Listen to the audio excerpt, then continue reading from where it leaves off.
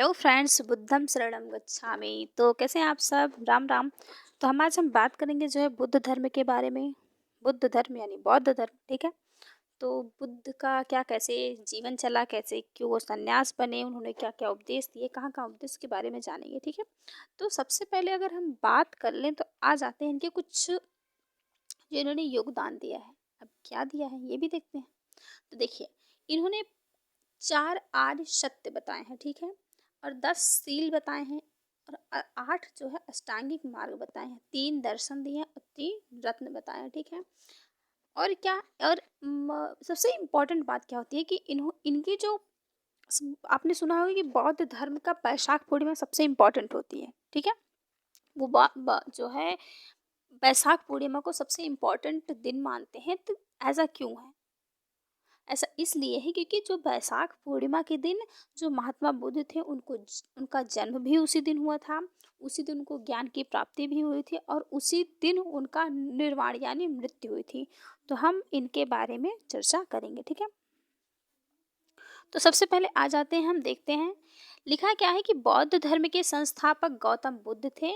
इन्हें एशिया का ज्योति पुंज कहा जाता था। मतलब लाइट ऑफ एशिया किसे कहा जाता था? गौतम बुद्ध को। अच्छा, क्यों कहा जाता था? क्योंकि जो ये मतलब बौद्ध धर्म के प्रचार प्रसार थे ये पूरे एशिया में फैले हुए थे, ठीक है। इसीलिए इन्हें लाइट ऑफ एशिया कहा जाता था, ठीक है।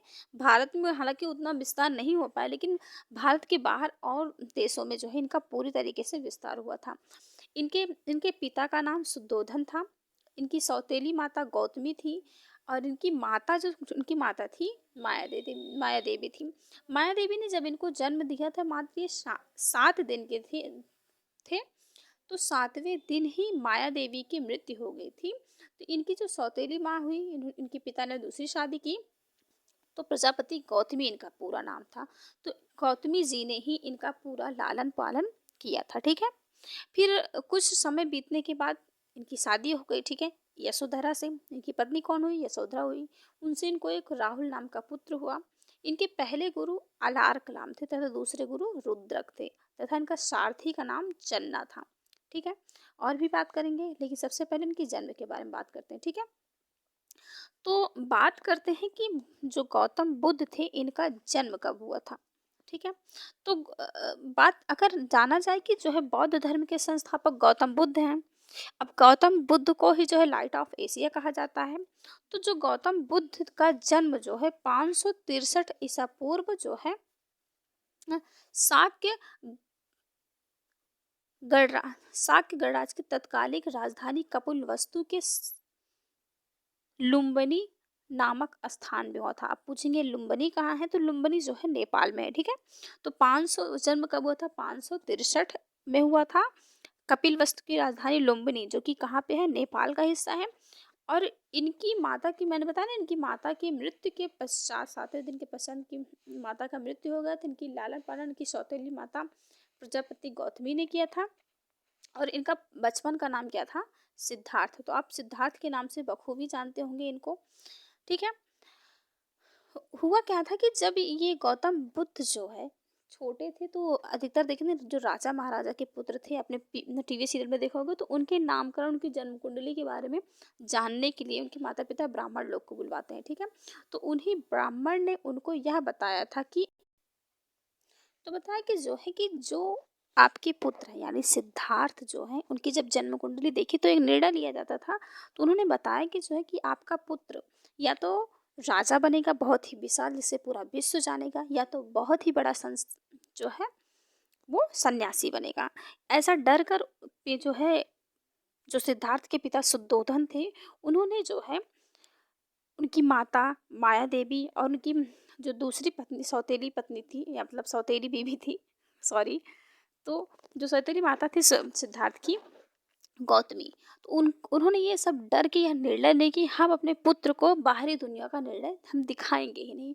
तो उन्होंने क्या किया, अपने राजमहल में एक परिवेश बनाया और उनमें उनकी सिद्धार्थ की पूरी सुरक्षा, उनके लिए हर चीज़ को एक नए तरीके से रखा गया। मतलब वहाँ पे जो चीज़ उन्होंने देखा कि जैसे मतलब उनको ये मुरझाया फूल क्या होता है इस चीज़ के भी बारे में उनको पता नहीं था, बुढ़ापा क्या होता है ये सारी चीज़ें उनको पता नहीं थी। तो ऐसा उन्होंने एरिया बनवाया ताकि वो उसी के अकॉर्डिंग रहें, ताकि उन्हें इस चीज़ की आदत हो जाए और आगे चल के वो जो है ये संन्यास का मार्ग ना पकड़े। ठीक है, तो इसी से डर के उन्होंने ऐसा किया। ठीक है, अब बात करते हैं हुआ क्या। फिर इनका आगे चल के उन्होंने सुद्धोधन जी ने, मतलब सिद्धार्थ के पिता ने इनका विवाह जो है यशोधरा से कर दिया। उसे उससे उनको एक पुत्र प्राप्त हुआ जिसका नाम इन्होंने क्या रखा, राहुल रखा। ऐसे ही ऐसे जो है एक दिन ये बाहर भ्रमण के लिए निकले। ठीक है, तो जब ये साम्राज्य में भ्रमण करने के लिए, तो ये बहुत ही वहाँ की दशाओं को देखकर बहुत ही अचंभित हुए कि ये कैसे हो सकता है। उन्होंने एक सबसे पहले एक वृद्ध व्यक्ति को देखा, तो उन्होंने अपने सारथी जो उनका जिसका नाम था चन्ना, तो उन्होंने चन्ना से पूछा कि बताओ ये क्या है। वो बहुत ही ये वृद्ध व्यक्ति को देखकर उन्होंने ऐसा प्रश्न किया ये क्या है। तो चन्ना ने उन्हें बताया कि कुंवर, ये जो है एक वृद्ध व्यक्ति है, ऐसी दशा एक दिन सबको आनी है। अर्थात फिर उन्होंने पूछा कि क्या मैं भी वृद्ध हो जाऊंगा, तो सारथी ने कहा कि हाँ आप भी वृद्ध हो जाएंगे और एक दिन मैं भी हो जाऊंगा। ऐसे ही समय बीतता चलेगा। फिर कुछ दूर जब वो चलते गए तो उन्हें एक बीमार व्यक्ति मिला। ठीक, अब उस बीमार बीमार व्यक्ति को देखकर फिर पूछते हैं कि ये कौन सी अवस्था है, ये क्या चीज़ है। तो बोलते हैं कि कुंवर, यह व्यक्ति बीमार है। तो कहते हैं ये क्यों होता है। तो उनको जिस चीज़ के बारे में इंसान पहली बार देखेगा तो उससे प्रश्न उठना स्वाभाविक है। तो उन्होंने उसको भी देखा जिससे उनको बहुत ही पीड़ा महसूस हुई। और फिर आगे चल कर उन्होंने कुछ लोगों को एक 100 को ले जाते हुए देखा। तो जब 100 को ले जाते हुए देखा तो उनको देखकर फिर प्रश्न पूछा कि ये क्या होता है कि जो उनको इतने कंधे पे वो खुद तो चल सकता है। तो फिर सारथी ने उन्हें उत्तर दिया कि नहीं जो है कुंवर जी, कि जो ये 100 है ये अपने इनके शरीर से इनके प्राण जा चुके हैं। तब उस समय उनको ये भी बात नहीं थी कि ये प्राण क्या होता है। तो उनके मन में एक लालसा हुई कि ये जो हमें दिखाया गया आज तक तो ऐसा नहीं था। फिर उसके पश्चात इन्होंने इसको जानने की चेष्टा की। उसके बाद जब कुछ आगे चलते चलते जब भ्रमण पूरा हुआ या कहीं जाके उनको एक सन्यासी से मुलाकात हुई जो कि एकांत था, सुख, मतलब उसके चेहरे पे मुस्कान थी, तेजस्वी थी। जो महान महान आत्मा होते हैं या महान पुरुष होते हैं उनके चेहरे पे एक अलौकिक ही दृश्य होता है। तो उनको देखकर उनको यह पूछने की फिर भी इच्छा हुई कि हाँ ये कौन है। तो उन्होंने बताया कि एक सन्यासी है। तो उन्होंने उस सन्यासी से बात किया कि आप ऐसे क्यों हैं। तो उन्होंने उनको समझाया, सारे चीज़ों को बताया कि मैं हर एक प्राणी जो है इस जीवन से मुक्ति पा लेगा। तो इसको देखकर ही क्या किया, सिद्धार्थ ने जो है अपना मन बना लिया संन्यास लेने का। और आगे चल के उन्होंने अपना भी घर परिवार सब कुछ छोड़ दिया। ठीक है, अब ये जब घर परिवार सब कुछ छोड़ के आगे चले तो इनके परिवारजन तो दुखी होंगे, लेकिन जो बचपन से ही गौतम बुद्ध का जन्म जो है आध्यात्मिकता की ओर था, मतलब वो चीज़ों को जानने की कोशिश करते थे, बाहरी दुनिया में क्या है वो जानने की। इसी कारण वो भ्रमण के लिए भी निकले थे। इनकी पत्नी का जब इनका विवाह हुआ था तो ये मात्र 16 वर्ष के थे। ठीक है, तो तो इनको 4 चीज़ें मिली, जैसे कि आपने देखा कि कौन कौन सी चीज़ें भ्रमण के दौरान मिली। बूढ़ा व्यक्ति, बीमार व्यक्ति, शव और सन्यासी। ठीक है, तो इस चीज़ को याद रखिएगा। दूसरा क्या कीजिए, सांसारिक समस्याओं से व्यथित होकर सिद्धार्थ ने 29 वर्ष की अवस्था में घर त्याग दिया। जब इन्होंने घर छोड़ा तो उस जो घर छोड़ने की अवस्था होती है तो बौद्ध धर्म में उसे महानिष्क्रमण कहा जाता है। ठीक है, और क्या होता है कि जिससे बौद्ध धर्म में महानिष्क्रमण कहा गया, ज्ञान की खोज में। ठीक है, ज्ञान की खोज में जो सिद्धार्थ थे वो इधर उधर भटकते रहे। ठीक है, फिर उन्हें उनके जो पहले गुरु, हमने आपको बताया था ना कि इनके पहले गुरु अलार कराम मिले, जिन्हें इन्होंने उनको कुछ ज्ञान दिया और जो ये पहले गुरु बन गए। और उन्होंने जो है गौतम बुद्ध को, या गौतम बुद्ध ने अपने गुरु से शाक्य का दर्शन लिया। ठीक है, इस फिर इसके बाद वो जो है जो वाराणसी के पास सारनाथ है वहाँ पे कई वर्षों तक कठिन तपस्या किए। और तपस्या के दौरान जो महात्मा बुद्ध ने अपने 5 मित्रों के साथ सारनाथ के वन में लगभग कई वर्षों तक तपस्या की। उसमें से 5 मित्र या 5 साधक कौन थे? तो कह सकते हैं उनको कौंडिन्य थे, वप्पा थे, भादिया, महानामा और अश्शागी।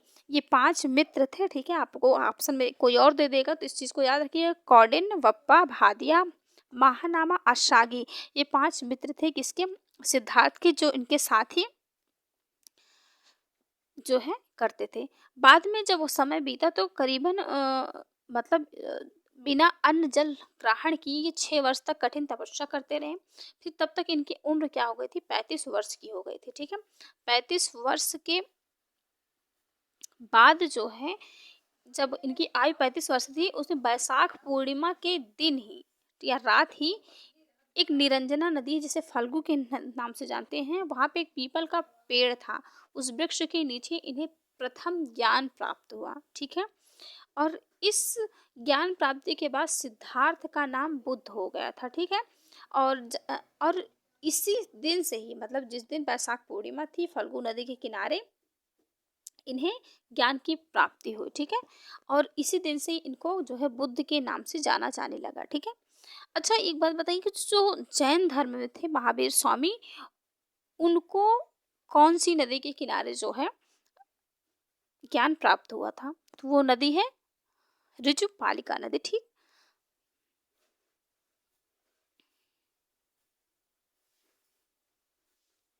फिर क्या हुआ कि जैसे जैसे समय बीता, इन्होंने अपना उपदेश सबसे ज्यादा अगर कहाँ दिया है तो सारनाथ में दिया है। तो देखते हैं, बुद्ध ने अपना पहला उपदेश वाराणसी के समीप सारनाथ यानी ऋषिपत्तनम में दिया है, जिसे बौद्ध ग्रंथों में धर्मचक्र प्रवर्तक कहते हैं। अर्थात जो जो उन्होंने उपदेश दिया वो क्या कहलाया? धर्मचक्र प्रवर्तक कहलाया। और यह उपदेश पाली भाषा में दी गई थी। तो किस भाषा में थी? पाली भाषा में थी। बुद्ध ने अपना उपदेश कौशल, वैशाली, कौशाम्बी, लेकिन सबसे ज्यादा उपदेश जो है कौशल देश की राजधानी श्रावस्ती में दिया है, ठीक है। महात्मा बुद्ध की जन्म एवं मृत्यु की तिथि को चीनी परंपरा के अनुसार कैंटोन अभिलेख के आधार पर निश्चित किया गया है। मतलब अगर देखा जाए कि जो बौद्ध धर्म है, ये अपने भारत से सबसे ज्यादा बाहर बाहर देशों में, मतलब पूरे एशिया में फैला हुआ है, ठीक है। तो बिना अन्न जल ग्रहण करने के बाद जब ये 6 वर्ष तक तपस्या किए, उसके बाद निरंजना नदी किनारे इन्हें ज्ञान प्राप्त हुआ। अब ज्ञान प्राप्ति के बाद ये बुद्ध के नाम से जाने लगे, ठीक है। तो 80 वर्ष की उम्र में इनकी मृत्यु होगी। अब वो सन कौन सा था? 483, ठीक है। उदयपुर कुशीनगर देवरिया उत्तर प्रदेश में इनका जो है मृत्यु हो गया। अब हुआ क्या था कि जो चुंद जातियां होती थी, मतलब चुंद जातीय थे, उन्होंने एक अर्पित भोजन दिया। अर्पित भोजन वो जो कुकुरमुत्ता टाइप का होता है, उसी से इन्होंने एक भोजन बनाया था। वहाँ के लोग बनाते हैं, जो कि उड़ीसा के मतलब लगभग समीप होता है, ठीक है। तो उन्होंने इस भोजन को ग्रहण किया, जिससे इनकी क्या हो गई? दुर्दशा हो गई, मतलब बीमार हो गए। और वहां से ये जो है कहाँ आ गए? ये कुशीनगर देवरिया अपने उत्तर प्रदेश में आ गए। तो वहां पर इनकी मृत्यु हो गई, जिसे बौद्ध धर्म में महापरिनिर्वाण कहा गया, ठीक है। फिर मल्लों ने अत्यंत सम्मान पूर्वक अंत्येष्टि संस्कार किया। अभी अंत्येष्टि संस्कार क्या होती है कि बुद्ध के शरीर को 8 भागों में बांटकर, जहां जहां 8 भाग थे वहां पर उन्होंने एक स्तूप बनाया, जिसमें सबसे बड़ा स्तूप क्या है? सांची का स्तूप, ठीक है, जो कि कहाँ है आप बताइए। तो मल्लू ने अत्यंत सम्मान पूर्वक अंत्येष्टि की संस्कार किया। एक अनुसूत्र के अनुसार मृत्यु के बाद बुद्ध के शरीर के अवशेषों को 8 भागों में बांटकर उन पर 8 स्तूपों का निर्माण करवाया गया, ठीक है। तो ये किसकी बात हो गई? ये तो इनकी मृत्यु की बात होगी। अब चलते हैं इनके क्या क्या उपदेश दिए इसके बारे में। इन्होंने 4 सत्य बताए हैं, जीवन के सबसे 4 अनमोल सत्य बताए हैं, ठीक है। अब ये 4 सत्य हो है क्या? देखिए, महात्मा बुद्ध के 4 सत्य कि संसार दुखों से भरा है, ठीक है। सही बात है कि हर कोई दुखी है, चाहे जहाँ देख लिए दुनिया में। अगर ये कोई कह दे कि हम सुखी हैं, तो भैया उससे बड़ा झूठा कोई है नहीं, ठीक है। तो दूसरा क्या है कि हर दुख का कोई ना कोई कारण होता है यार। इंसान अगर दुखी है तो कोई किसी चीज़ के लिए, कोई किसी चीज़ के लिए, कोई एग्जाम नहीं पास हो रहा है उसके लिए दुखी है, कोई फेल हो जा रहा है कोई उसके लिए दुखी है, किसी का रिजल्ट नहीं आ रहा कोई उसके लिए, कोई नौकरी नहीं पा रहा उसके लिए दुखी। सबका अलग अलग मसला है। एंड दूसरा क्या है कि सभी दुखों का सबसे बड़ा कारण इच्छा है। सही बात है, इच्छा ही है कि अगर इच्छा ही ना रहेगी तो करेगा क्या इंसान, ठीक है। कहते हैं हाँ। फिर उसके बाद इच्छा पर नियंत्रण पाया जा सकता है। रहने दो यार, जब आएगी वैकेंसी भरा जाएगा, क्या जाता है, पढ़ेंगे तब। पर ऐसी इच्छा भी अच्छी बात नहीं होती, ठीक है। फिर बौद्ध धर्म में 3 रत्न दिए गए हैं। अब 3 रत्न क्या हैं? बुद्ध, संघ, धम्म। अब बुद्ध क्या होता है कि जो बुद्ध के समय, ठीक है, बुद्ध के समय जो उसमें जाते थे, मिंटू से क्या बोलते हैं, जिससे क्या कहते हैं, संन्यास लेना। तो बुद्ध के समय जो बुद्ध के संघ में जाते थे तो वो कहा जाता है, जैसे कहा नहीं बुद्धम शरणम गच्छामि। तो उसके बाद जब कुछ कुछ समय बीतते गए तो आया संघ आया, ठीक है। कहते हैं संघम शरणम गच्छामि, ठीक है। तो संघ में क्या होता है, साधुओं का संघ होता था। मिंटू से टोली बना बना के रहते थे, लेकिन तब टोलियों के द्वारा ज्ञान दिया जाता है। लेकिन पहले सबसे फर्स्ट जब बुद्ध आए थे तो बुद्ध के द्वारा ज्ञान प्राप्त होता था, ठीक है। फिर दूसरी बार क्या होता था कि जब संघ हुआ तो साधुओं के द्वारा हुआ तो उसे संघ कहा गया। फिर लास्ट में धम्म आया। अब ये धम्म हो रहा है कि जो भी ज्ञान है हमें, बुद्ध के ज्ञान केवल किताबों से मिले हैं, ठीक है। अच्छा, जो ये संघ और बुद्ध ये सब होते थे, इन सब में सम्मिलित होने के लिए 15 वर्ष की आयु निश्चित होती थी, ठीक है।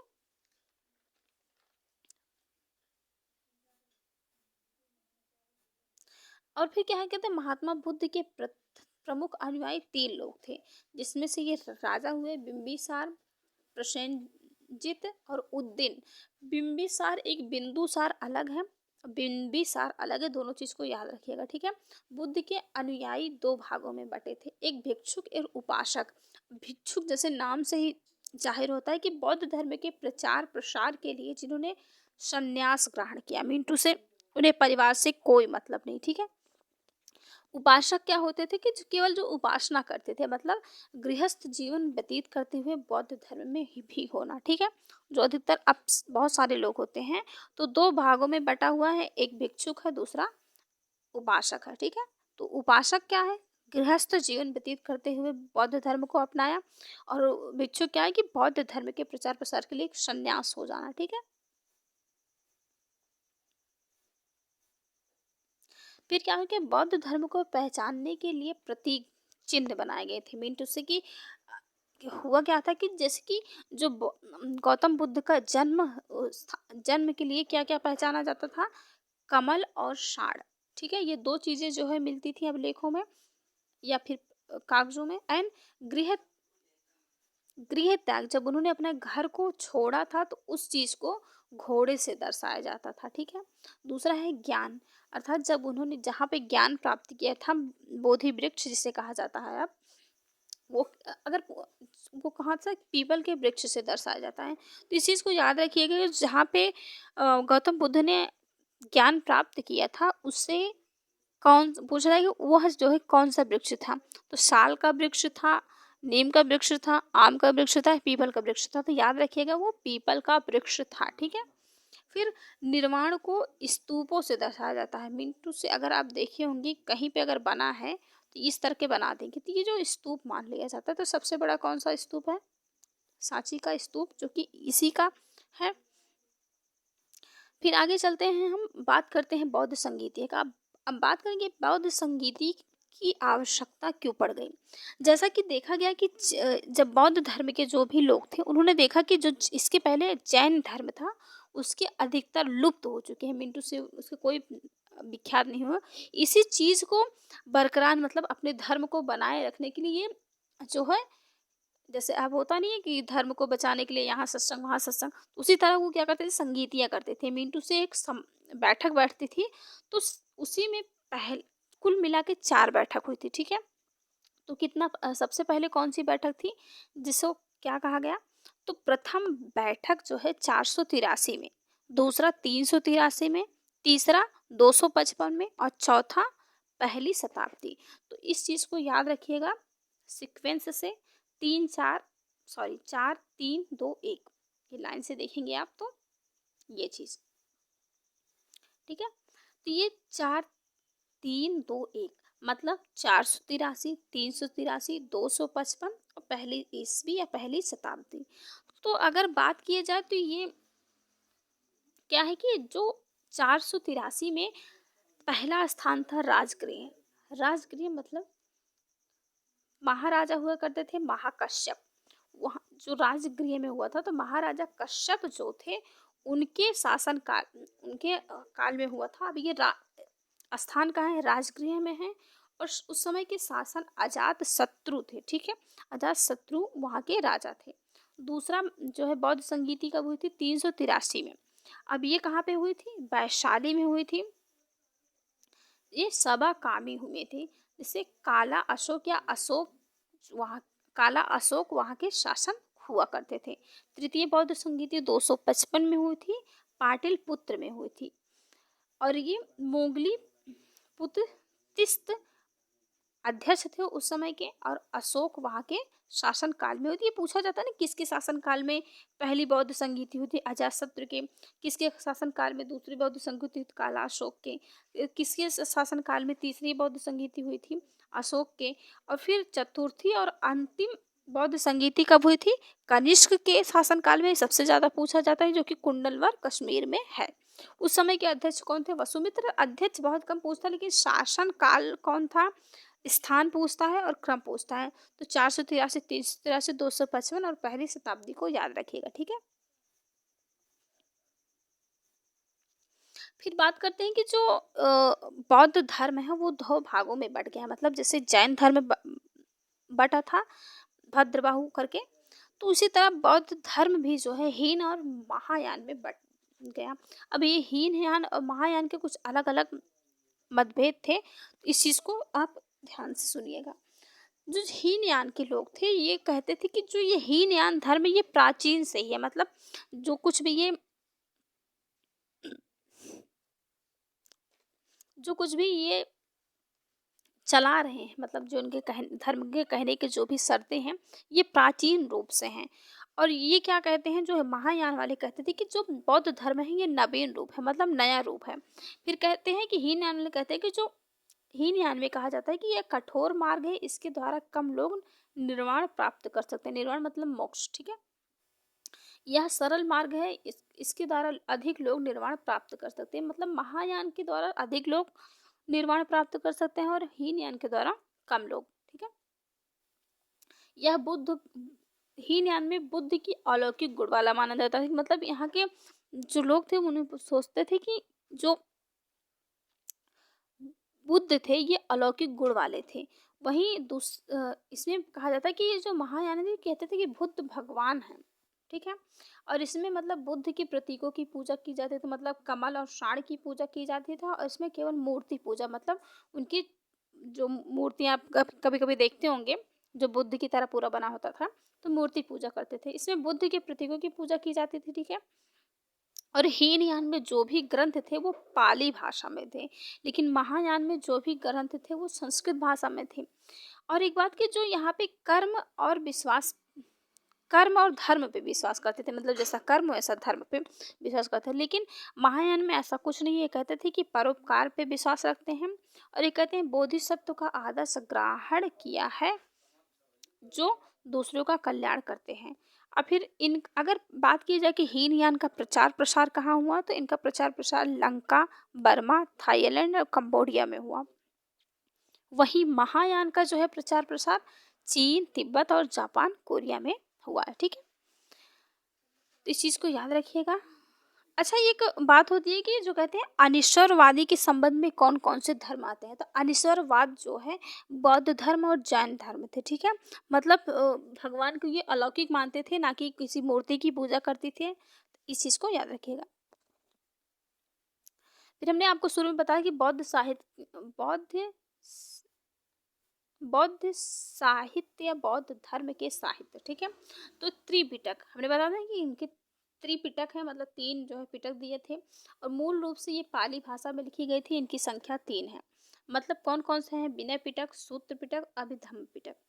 अब ये विनय पिटक क्या है, तो भिक्षु और भिक्षुड़ियाँ, मतलब जो भिक्षुक होते थे, मैंने बताया था ना कि जो संन्यास जीवन करते थे उनके बारे में इसमें मिलता था। जो सूत्र पिटक होता है, बौद्ध धर्म ने जो उपदेश दिए हैं वो संकलित हैं, ठीक है, किताबें हैं एक तरह की। अभिधम्म पिटक में क्या है कि बौद्ध धर्म के दार्शनिक की व्याख्यान की गई, मतलब जो बौद्ध धर्म के जो जो जिस क्षेत्र से आए थे गए थे।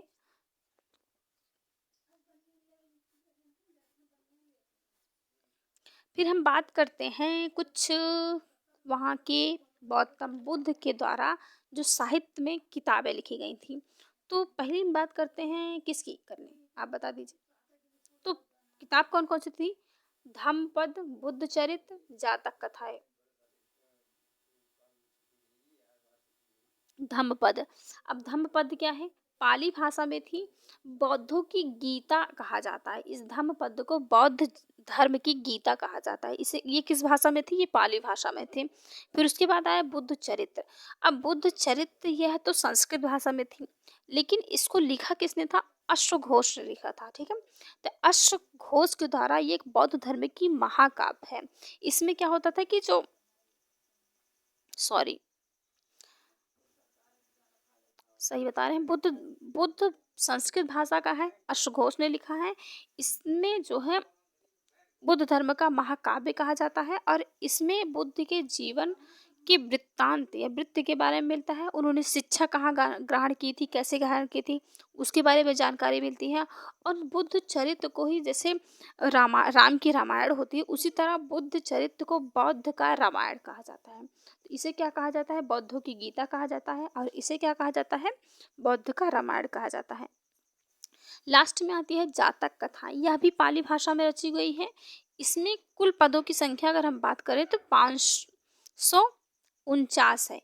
549 करके कुछ इसमें संख्या दी गई है। और इसमें क्या है? जातक कथा में पूर्व जन्म की कहानी। अभी पूर्व जन्म की मतलब सबके अलग अलग धारणा थी। जो अपने स्वामी के बारे में लिखा था कि पूरी जातक कथाएं की जो है लुक दे रहा है, तो इसको देखिए ध्यान से। ठीक है, फिर क्या है, आ जाते हैं हम कि जो बुद्ध ने सांसारिक दुखों के संबंध में 4 आर्य सत्य बताए। अब ये 4 आर्य सत्य या उपदेश क्या है?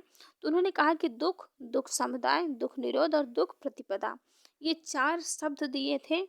किसमें? बुद्ध ने दिए थे। ये क्या था? सांसारिक दुखों के संबंध में है, मतलब दुख, दुख का समुदाय, दुख के निरोध, ये चीजें। ठीक है, फिर आ जाता है सांसारिक दुखों से मुक्ति पाने के लिए गौतम बुद्ध ने अष्टांगिक मार्ग दी है। मतलब अष्टांगिक मार्ग मतलब 8 प्रकार के मार्ग बताए हैं। सबसे पहले अगर हम बात करेंगे, जो जैन धर्म के त्रिरत्न थे, मतलब सम्यक दर्शन, सम्यक ज्ञान, सम्यक आचरण, और ये तीनों ही बौद्ध धर्म के अष्टांगिक मार्ग के बाद हैं। ठीक है, आपने उसमें पढ़ा था जैन धर्म में कि जैन धर्म सम्यक ज्ञान, सम्यक आचरण और सम्यक दर्शन। तो सबसे पहले बात करते हैं सम्यक दर्शन की। जो ये सम्यक दर्शन है, ये सम्यक दृष्टि। तो सम्यक दर्शन से ही सम्यक दृष्टि से आगे लिखा गया है, मीन लिखा नहीं गया है कि उसी से मिलते जुलते हैं। फिर आती है कि सम्यक संकल्प। अब पहली बात तो अगर हम बात करें, ये सम्यक दृष्टि है क्या? किसी चीज को देखने का नजरिया। मीन टू से कि हम जैसे आज के ज़माने की बात करें, हम किसी मूवी को देखते हैं तो जैसे मतलब अभी देख लेते हैं कि पीके आई थी, उसका अलग अलग रौनक था कि हम अलग अलग धर्म को अलग अलग तरीके से मानने लगे थे। तो जो जो माइंड में हमारी क्राइटेरिया बनती है वो दृष्टि होती है। मतलब हम किसी को आईएएस बनते देखते हैं, किसी की कोई मोटिव कर देता है हमें कि हाँ ऐसे ऐसे करके वो आईएएस बन गया, तो हम क्या करेंगे? हम आईएएस बनने के बारे में सोचने लगेंगे। कोई अच्छे नंबर से टीचर पा गया तो हम सोचते हैं कि इसको बन जाए। तो ये जो देखने का नजरिया हमें फिक्स करना है, खुद फिक्स करना है कि हमें क्या बनना है एग्जैक्ट, तो उस पर ही उसको देखना है। ठीक है, सबसे पहले आपको देखना है। फिर क्या है कि उस पर संकल्प करना है कि हमें हाँ टीचर ही बनना है, हमें आईएएस ही बनना है, हमें खेल की दिशा में ही जाना है। तो हमें एक संकल्प बनानी है। फिर क्या कहता है कि उस पर जो हम संकल्प बनाएंगे, उस पर जो अपनी वाणी लेंगे, तो उस वाणी को बार बार रिव्यू करते रहेंगे और बार बार उसी मार्ग पे हम रहेंगे। फिर उस पर क्या कर्म करेंगे और उस पर करते करते हम अपने लक्ष्य को प्राप्त करेंगे। तो ये जो कुछ 8 थे जो अष्टांगिक मार्ग थे, तो लास्ट में क्या होती है कि मोक्ष की प्राप्ति होती है। मोक्ष की प्राप्ति ऐसे समझ लीजिए, समाधि का मतलब ये समझ लीजिए, जब आप इस कर्म को करते करते निरंतर करते करते अपने लक्ष्य को प्राप्त किया। मान लीजिए आपको जॉब पाने की एम है, ठीक है, तो उस पर जब आप पा जाते हैं तो वही उनका मोक्ष का, आपका वही लक्ष्य है। तो इनका भी संसारिक दुखों से मुक्ति पाने के लिए सबसे लास्ट वाला पद समाधि होती थी। तो इस चीज़ को याद रखिएगा। और ये जैन धर्म के बौद्ध धर्म से दोनों मिलते जुलते हैं। दोनों ही धर्म निश्वरवादी थे। ठीक है, ऐश्वर्यवादी थे। दूसरा क्या है कि उन्होंने 10 सील बताए। अब ये क्या बताया? दुखों के बौद्ध धर्म में निर्वाण प्राप्ति के लिए 10 सील बताए हैं। अब ये सील क्या है? इन्होंने बताया कि अहिंसा सत्य अस्तेय। अहिंसा मतलब हिंसा न करना, सदा सत्य बोलना, अस्तेय मतलब चोरी न करना। दूसरा अपरिग्रह क्या होता है, किसी प्रकार की संपत्ति न रखना, मतलब अनावश्यक चीजें न रखना। मद सेवन न करता, मतलब ये धूम्रपान, ये सारी चीजें। आज समय आज समय भोजन न करना, भोजन जैसे मतलब जब भी हमारा जी मन करता है ये खा लेते वो खा लेते, एक टाइमिंग बनाओ, इस टाइम खाना इस टाइम नहीं खाना है, ठीक है। फिर क्या कहते हैं, सुखप्रद बिस्तर पे ना सोना।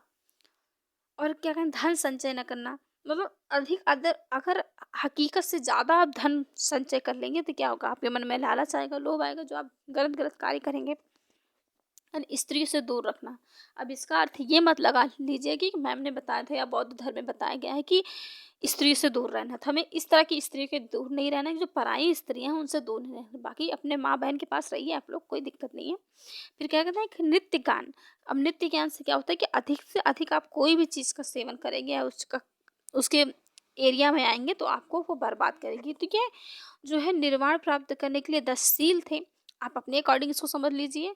और लास्ट में एक और बात होती है कि हमने बताया कि जो ये निर्वाण होता है इसका सही अर्थ क्या होता है, ठीक है।